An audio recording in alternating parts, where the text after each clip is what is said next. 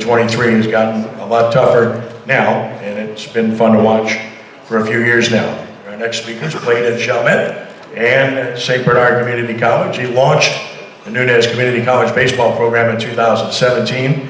Like many of our other coaches have previously, started from scratch, and he's grown the Pelicans into a very solid program in the Division I junior college ranks. His team's posted back-to-back winning seasons in 22 and 23. Last year guided the Pelicans to their first ever regional appearance in Oxford, Alabama. Nunez has already opened their season, so we can talk about that. Please give a warm welcome to Glenn Powell of Nunez Community College. Played at Redemptorist in Tulane. He's entering his 35th year as head coach at Delgado. He's the longest tenured coach in Louisiana. He's amassed 1,179 victories. He's an inductee into the National Junior College Athletic Association Hall of Fame. His teams have won 17 straight conference titles. His 2023 team reached the Division I Junior College World Series for a 5th time under him, 6th in program history.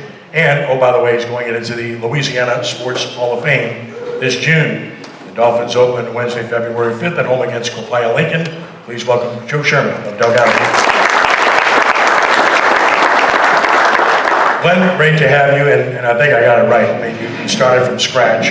You remember when you had the opportunity, when you first had to start that program, and what it was like, and what you thought it was going to be like when you had to start from nothing, basically?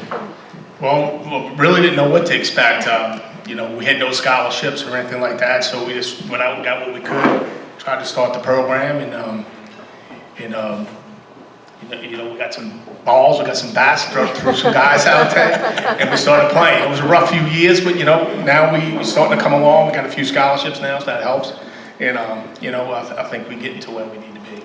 Getting the experience of playing in a regional last year, wins or losses aside, the fact of the matter is, you have to get there first to be able to experience it and understand what it takes to be successful. Just talk about that. Well, it's definitely a learning experience. I mean, we went, you know, I don't feel like we were really prepared. We had some injuries going in, so I knew it was going to be tough.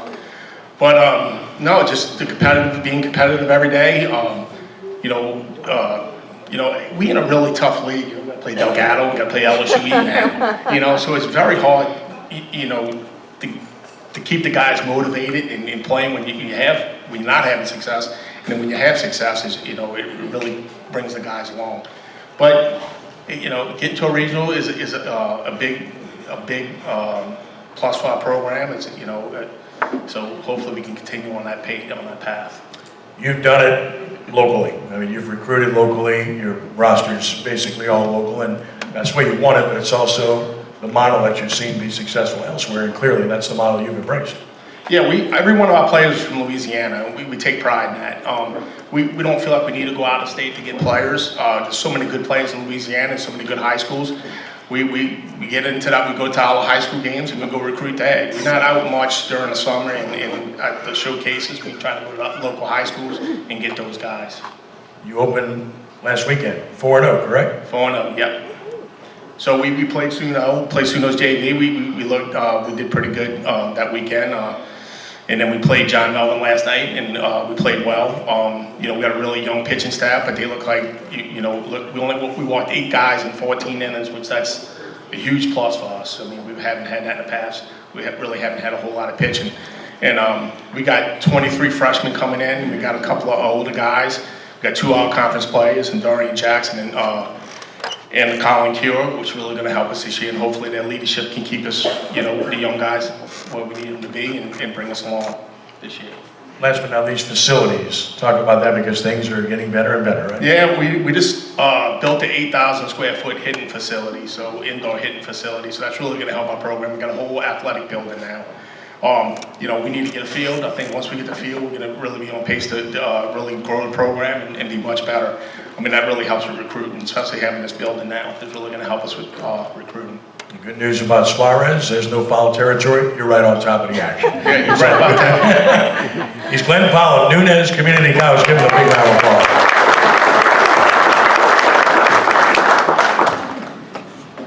Coach on the field, how you doing, man? I'm doing it. Good. Get it to stop raining and snowing and sleeting. I mean, I'll start where I left off with Glenn, facilities, because you had a big improvement to your facilities Well, here most recently. Let's talk about that. no doubt the past year has been an unbelievable year for us with thanks to Miss Gail Benson and what she's done for us with the new athletic complex and baseball complex. It's really, really first class and something we've only been trying to get done for the last 34 years. So it's pretty exciting.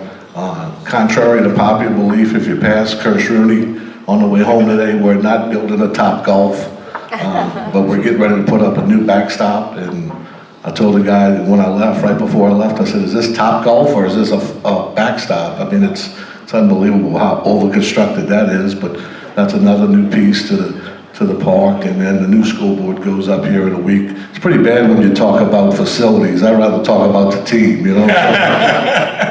Speaking of teams, you fell one game short last year after being in the World Series, and you've been there 5 times, and you understand what it takes to get there. So, talk about your team. I mean, every year you have intake, outtake, and it looks like you've got good players. I'll echo what Glenn said and what a lot of these other coaches will say and have already said. We're very blessed to be in the state of Louisiana with great talent.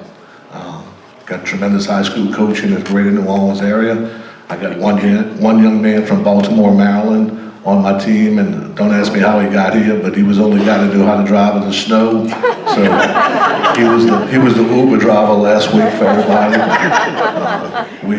We made by pretty good, but we've been blessed since I've been here to live on New Orleans talent. And it's not going to change as long as I'm here, and hopefully the high school coaches will continue to do what they've done for so many years. I look at this front row here, there's a lot of products of high school baseball in New Orleans. You know, the Barbiers and the Xaviers and the Olins, and I see Johnny Giovatella out there. I mean, there's a lot of great baseball in the city.